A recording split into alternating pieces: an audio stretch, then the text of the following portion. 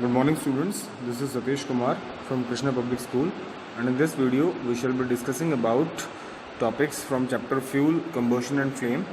तो हमने इसमें फॉसिल फ्यूल्स तक कवर कर लिया था। आज हम फॉसिल फ्यूल्स के इम्पैक्ट के बारे में कवर करेंगे। जब हम किसी भी फॉसिल फ्यूल को बर्न करते हैं तो उनसे टॉक्सिक गैसेज निकलते हैं, जैसे यहाँ पे दिया हुआ है, burning of coal and diesel will result in the emission of carbon monoxide, sulphur dioxide, nitrogen dioxide. इनसे क्या होता है, ये ऑक्साइड्स फिर क्या होते हैं, डिज़ोल्व हो जाते हैं रेन वाटर में, ठीक है, और एसिड्स बनाते हैं अपने, और इन्हीं की वजह से क्या होती है, एसिड रेन होती है, which is very harmful for the soil, crops and also causes breathing problems. इनसे जो सॉइल है और इससे ब्रीदिंग प्रॉब्लम्स भी होती हैं, और जितने भी क्रॉप्स हैं, और प्लस स्किन डिजीजेज भी होती हैं। नेक्स्ट टर्म आ जाती है हमारे पास ग्लोबल वार्मिंग। ग्लोबल वार्मिंग क्या होता है, जब एक्सेसिव हीट जो है वो हमारे एटमॉस्फेयर में ट्रैप हो जाती है due to burning fossil fuels, और कार्बन डाइऑक्साइड का जब एक्सटेंट बहुत ज़्यादा हो जाता है उसकी वजह से, और इससे जो हमारे ग्लेशियर्स हैं वो क्या होते हैं, ग्लेशियर्स मतलब जो यहाँ पे आइस बहुत ज़्यादा है हमारी वहाँ पे, जैसे नॉर्थ पोल और साउथ पोल, तो वहाँ पे जो पोलर कैप्स हैं हमारे वो मेल्ट होना स्टार्ट हो जाता है, जिसकी वजह से हमारा जो वेदर है और जो सिस्टम है पूरा वो बिगड़ जाता है, और बाढ़ वगैरह आती हैं कोस्टल एरियाज़ में इस टाइप से। तो हमें ज़रूरत है कि इन्हें बहुत सस्टेनेबली यूज़ करने की और प्लस कंजर्व करने की, क्योंकि फॉसिल फ्यूल्स एग्जॉस्टेबल फ्यूल्स हैं, ये बहुत लिमिटेड अमाउंट पे हैं हमारी अर्थ पे, ठीक है। तो हम इन्हें कैसे कंजर्व कर सकते हैं, by using the energy saved is energy produced, ठीक है। जितनी हम एनर्जी सेव करेंगे उतनी ही एनर्जी हम क्या कर रहे हैं, प्रोड्यूस कर रहे हैं ऑन द अदर साइड, ठीक है। We should drive at constant speed, हमें कांस्टेंट स्पीड पे व्हीकल ड्राइव करने चाहिए, इंजन को ऑफ कर देना चाहिए ट्रैफिक लाइट्स पे, अपना टायर प्रेशर और इंजन का पर्टिकुलर मेंटेनेंस रहना चाहिए, जिससे क्या होता है कि जो फ्यूल्स का कम से कम यूटिलाइजेशन हो हमारे व्हीकल के अंदर, ठीक है। और जितनी भी चीज़ें होती हैं, जैसे मतलब we should always hire a combined group, जैसे हमें ग्रुप्स में जाना चाहिए, जिससे कि एक व्हीकल यूज़ हो, सारे अलग अलग व्हीकल्स यूज़ ना हो, क्योंकि this earth is our home, this planet earth is our home. अगर हम इसी को ख़राब करेंगे, इसी को पॉल्यूट करेंगे, तो we are not able to survive for a longer time, और हमारी आने वाली जनरेशन्स के लिए बहुत ख़राब होगा ये। इसके बाद आता है कंबशन। कंबशन बेसिकली क्या होता है, कोई भी फ्यूल का जलना जिससे वो हीट और लाइट प्रोड्यूस करे, and the materials which burn are called combustible materials. कोई भी चीज़ अगर कोई जलती है तो उसको कंबस्टिबल कहते हैं, जैसे पेपर, वुड, पेट्रोल, और कुछ ऐसे भी सब्सटेंसेस होते हैं जो ईजिली नहीं जलते हैं, जैसे आपका आयरन, ग्लास, तो उन्हें हम नॉन कंबस्टिबल कहते हैं। और जलने के लिए किसी भी चीज़ को रिक्वायरमेंट होती है एयर की या ऑक्सीजन की, ठीक है, जो सपोर्ट करता है कंबशन में, ओके। अब जो कंबशन है वो ज़रूरी नहीं है कि ऑक्सीजन या एयर की प्रेजेंस में ही हो, इसकी एब्सेंस में भी हो सकता है, जैसे जो सोडियम है वो बर्न कर सकता है क्लोरीन वाले एटमॉस्फेयर में भी, तो बट इस सेंस में इसे नॉन कंबस्टिबल सब्सटेंस कहा जाएगा। Wood, paper, coal, hydrogen, LPG, CNG, these are all combustible substances, क्योंकि इन्हें एयर की रिक्वायरमेंट होती है जलने के लिए, ठीक है। अब हमारे पास जो कंबशन होता है वो 3 टाइप का होता है, रैपिड, स्पॉन्टेनियस और एक्सप्लोजन। रैपिड में क्या होता है, जब when the gas Burns rapidly and produces light and flame and light, ठीक है। जब आप गैस ऑन करते हैं, मान लो अपने स्टोव की जो एलपीजी है, उसको लाइटर से लाइट करते हो, उसको इग्निशन टेम्परेचर मिल जाता है और वो जलना स्टार्ट कर देता है, तो उसको हम बोलते हैं रैपिड कंबशन, एकदम से स्टार्ट हो गया आपको कंबशन। स्पॉन्टेनियस कंबशन में क्या होता है, मटेरियल को कुछ भी प्रोवाइड करने की जरूरत नहीं होती, और सडनली क्या होता है, उसके फ्लेम्स बन जाते हैं, ठीक है, फ्लेम्स में बर्स्ट हो जाता है, तो उसे हम बोलते हैं spontaneous combustion, without any application of apparent cause, उसका कॉज का भी पता नहीं होता है। एक्सप्लोजन क्या होता है, जब एक छोटी सी कॉम्पैक्ट जगह में बहुत सारा फ्यूल जो रख के उसको हम क्या कर देते हैं, इग्निशन टेम्परेचर प्रोवाइड कर देते हैं, और वो बहुत ज़्यादा अमाउंट ऑफ साउंड, लाइट और हीट एनर्जी के साथ, जैसा आपका बॉम्ब में होता है, उसको हम बोलते हैं एक्सप्लोजन। वो भी एक टाइप ऑफ कंबशन ही होता है, बस ये है कि उसमें साउंड, फ्लेम और जो हीट एनर्जी होती है वो बहुत ज़्यादा प्रोड्यूस होती है। अब हम बात करेंगे how do we control fire. अब ये जो कंबशन का प्रोसेस को कंट्रोल कैसे कर सकते हैं, with the use of fire extinguishers. यहाँ पे फायर एक्सटिंग्विशर देखे होंगे अपने स्कूल्स में भी होते हैं, हॉस्पिटल्स में, और जहाँ पर भी मतलब हमारी एस्टैब्लिशमेंट्स होते हैं सब जगह पे होते हैं, क्योंकि फायर कहीं पे भी हो सकती है।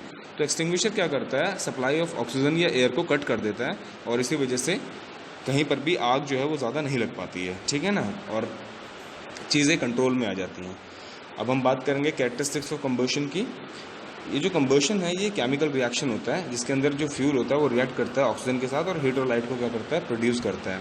कंबशन में फ्यूल के छोटे पार्ट को जलाना आसान है as compared to big part, क्योंकि बिग पार्ट के लिए आपको इग्निशन टेम्परेचर भी ज़्यादा रिक्वायरमेंट होगा, ठीक है, और छोटे से पार्ट को आप बहुत आसानी से जला सकते हैं। और एयर और इग्निशन टेम्परेचर सबसे ज़्यादा रिक्वायर्ड है, क्योंकि एयर के बिना चीज़ें जो हमारी कंबस्टिबल सब्सटेंसेस हैं नहीं जल पाएंगी, क्योंकि एयर का ही पार्ट होता है ऑक्सीजन। यहाँ पे एक एक्सपेरिमेंट भी दिखा रखा है कि अगर आप बर्निंग कैंडल के ऊपर एक जार रख देंगे तो वो जलना बंद कर देगी, ठीक है, क्योंकि उसको एयर कट ऑफ हो जाएगी। इग्निशन टेम्परेचर वो मिनिमम टेम्परेचर होता है जो स्टार्टिंग में दिया जाता है किसी भी फ्यूल को जलने के लिए, ठीक है। और अगर इग्निशन टेम्परेचर कहीं पर भी रूम टेम्परेचर से कम है तो जो हमारे पास वहाँ पे कंबशन होगा वो स्पॉन्टेनियस कंबशन होगा, मतलब कोई भी फ्यूल आप वहाँ लेके गए तो एकदम से वो फ्लेम्स में कन्वर्ट हो जाएगा। नहीं, अगर रूम टेम्परेचर उससे कम है तो आपको क्या करना पड़ेगा, इग्निशन टेम्परेचर प्रोवाइड करना पड़ेगा। तो और हम जो रेस्पिरेशन करते हैं, जो हम सांस लेते हैं, जिसकी वजह से हमारा बॉडी टेम्परेचर मेंटेन रहता है, भी ये भी एक टाइप का क्या है, कंबशन ही है। ऑक्सीजन हमारी बॉडी के अंदर जा रहा है, फूड और ऑक्सीजन मिलकर कार्बन डाइऑक्साइड, वाटर और एनर्जी प्रोड्यूस करते हैं और हम कार्बन डाइऑक्साइड बाहर रिलीज कर देते हैं। तो इस टाइप से जब हम सांस लेते हैं तो it is a sort of combustion. Okay, अब डिसएडवांटेजेस की बात करते हैं इनकम्प्लीट कंबशन की। तो common fuels contain large percentage of carbon due to incomplete combustion. बहुत सारे फ्यूल्स जो होते हैं जब वो जलते हैं तो उनके अंदर लार्ज अमाउंट ऑफ कार्बन होता है, तो इसीलिए उनका इनकम्प्लीट कंबशन होता है, ठीक है। During incomplete combustion the unburned carbon passes into atmosphere in form of soot. और धुएं की तरह क्या होता है, जो इनकम्प्लीट कार्बन है वो एटमॉस्फेयर में फैल के एयर पोल्यूशन करता है। सेकेंड है, during incomplete combustion carbon monoxide and sulphur dioxide are form. जो खतरनाक गैसेज हैं मोनोक्साइड और sulphur dioxide, this are highly poisonous, और ये हमें ब्रीदिंग प्रॉब्लम्स और लंग्स की प्रॉब्लम्स क्या कर सकती हैं, रेज कर सकती हैं। नेक्स्ट आता है हमारे पास फ्लेम। फ्लेम क्या होता है, दैट बर्न्स, मतलब कोई भी चीज़ अगर बर्न करे तो उसका जो लाइटनिंग वाला पार्ट है जो हमें दिखाई देता है उसे हम फ्लेम कहते हैं। बट ये ज़रूरी नहीं है कि हर चीज़ जो चले उसका फ्लेम ही प्रोड्यूस हो, ठीक है, क्योंकि अगर हम आयरन को बहुत ज़्यादा हीट देके बर्न करने की कोशिश करेंगे उसका कोई फ्लेम नहीं होगा, बट हाँ वो जल रहा होगा। फ्लेम तभी आएगा जब कोई चीज़ वेपराइज हो रही होगी, मतलब, ठीक है, जैसे आपका कैंडल के केस में होता है। तो हिस्ट्री ऑफ कैंडल, यहाँ पे माइकल फैराडे ने बहुत ज़्यादा इसके ऊपर रिसर्च किया था, कैंडल के हर पार्ट के बारे में उन्होंने एक बुक भी लिखी थी इसके बारे में। तो उन्होंने एक स्टेटमेंट भी कहा था कि ऐसा कोई लॉ नहीं है इस यूनिवर्स में जो किसी भी चीज़ को पूरी तरह से गवर्न कर सके, एंड ऑल्सो धीरे धीरे जो चीज़ें होती हैं साइंस की वो अप्लाई हो सकती हैं कुछ चीज़ों पे, but not completely. All the natural phenomenas are quite different from this scientific method, ठीक है। तो इस टाइप से उन्होंने बहुत सारा यहाँ पे लिखा हुआ है उसकी प्रॉपर्टीज़ के बारे में, कैंडल की हमारे कैसे वो बर्न करता है, कैसे उसका विक होना चाहिए, क्या क्या उसके फ्लेम्स होते हैं, तो इसके बारे में हम और डिस्कस करेंगे यहाँ पे। When we light a candle with a matchstick, heat of the burning matchstick melts the wax first and then changes into wax vapor. The wax vapor mixes with air and then catches fire to produce a flame. सबसे पहले हम माचिस जलाते हैं जिसकी वजह से जो विक है उसके ऊपर लगा हुआ वैक्स पिघलता है और वेपर की फॉर्म में आके ऑक्सीजन के कांटेक्ट में आके वो एक फ्लेम बन जाता है, ठीक है।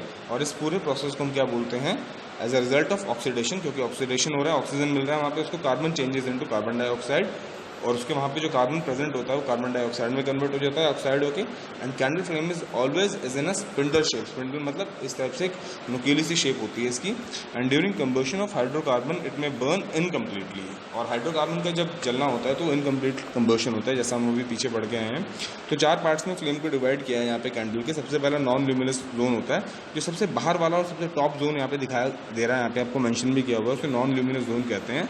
यहाँ पे क्या होता है, it surrounds as the entire flame and the wax vapours in this area gets more oxygen from the air surrounded. और यहाँ पे सबसे ज़्यादा ऑक्सीजन मिलती है एयर का जो वेपराइज वैक्स होता है उसको, with that complete combustion takes place air. और यहीं पे क्या होता है, कंप्लीट कंबशन होता है। उसके बाद ल्यूमिनस जोन होता है जो अंदर होता है। This is the hottest part of the flame. Inside this zone is a yellow part of the flame called luminous zone. और जहाँ पे येलोइश पार्ट होता है उसको हम क्या बोलते हैं, ल्यूमिनस जोन कहते हैं। इसके बाद डार्क जोन आ जाती है।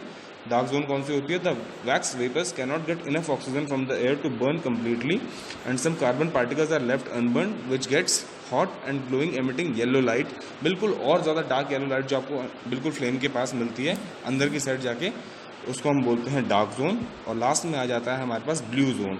This area has no oxygen is available for the burning to take place and the blue colour at the bottom is due to the combustion of the carbon monoxide. और carbon monoxide की वजह से जो Wick के पास जो blue flame आता है उसे हम ब्लू जोन कहते हैं। Okay students, thank you very much.